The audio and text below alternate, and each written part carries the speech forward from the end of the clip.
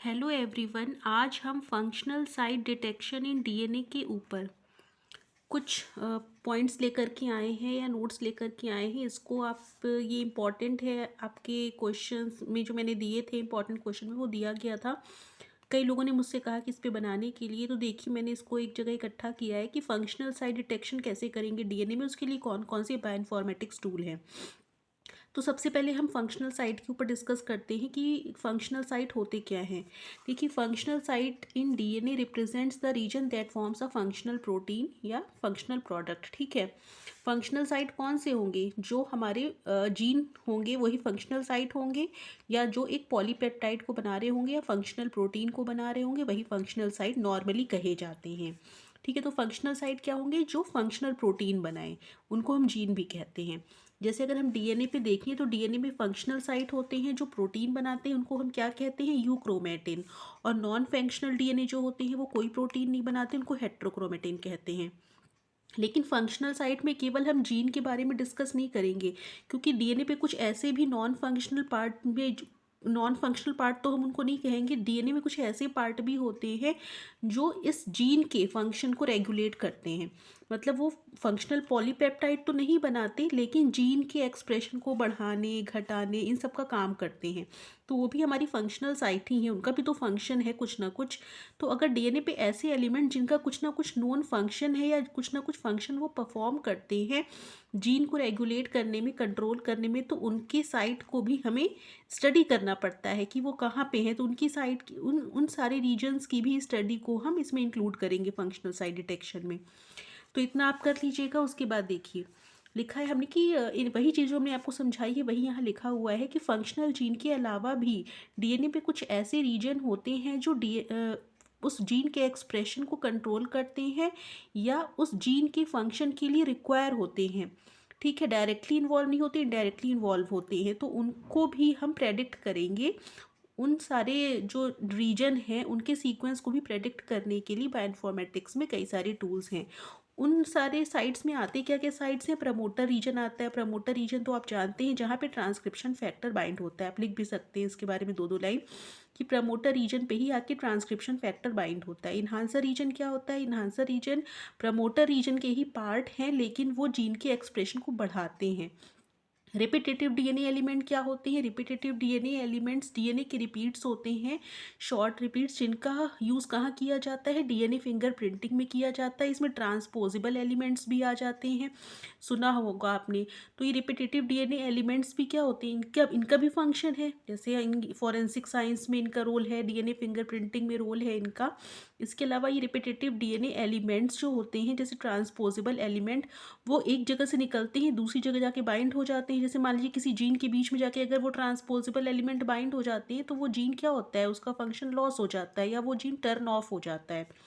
तो repetitive DNA elements हो गए। उसके अलावा ट्रांसक्रिप्शन फैक्टर बाइंडिंग साइट होती है, ये भी प्रमोटर का ही पार्ट है, क्योंकि प्रमोटर रीजन को पूरा तो हमने स्टडी कर लिया, लेकिन वहाँ पे भी कुछ रीजन ऐसे होंगे जहाँ पे स्पेशली ट्रांसक्रिप्शन फैक्टर आके बाइंड करते होंगे। तो उन सारी साइट की स्टडी के लिए भी टूल्स दिए गए हैं बायोइन्फॉर्मेटिक्स में। इसके अलावा सीपीजी आइलैंड्स होते हैं डीएनए सीक्वेंस में। सीपीजी मतलब सी और जी के कई सारे रिपीट्स लाइन से होते हैं, जिसमें मिथाइलेशन होता है सी का, साइटोसिन का मिथाइलेशन होता है तो जीन क्या हो जाता है? टर्न ऑफ हो जाता है। और जब डीमिथाइलेशन होता है तो जीन ऑन हो जाता है। इस तरीके से जीन के फंक्शन को रेगुलेट कर रहे हैं ना, ये इनके ऑन ऑफ होने से जीन ऑन ऑफ हो रहा है, तो ये भी सब रेगुलेटरी एलिमेंट है। इन सब के भी डिटेक्शन के लिए टूल्स बायोइन्फॉर्मेटिक्स में दिए गए हैं, तो वो भी हम पढ़ेंगे। तो इतना सब लिखने के बाद देखिए, सबसे पहले हम जीन के बारे में देखते हैं। पहले आप हेडिंग डालेंगे bioinformatics tools for detecting functional site in DNA, जिसमें सबसे पहले हम फंक्शनल जीन को आइडेंटिफाई करने के लिए हमारे पास क्या क्या टूल है। तो सबसे पहला है क्रेल, CRAIL। ये ORF का डिटेक्शन करता है। ORF मतलब open reading frame. Gene scan क्या होता है? अच्छा, यहाँ पे मैं आपको ORF के बारे में बता देती हूँ। ORF क्या होता है? स्टार्ट कोडॉन से लेकर के स्टॉप कोडॉन तक के बीच का जितना पार्ट होता है वो ORF होता है हमारा।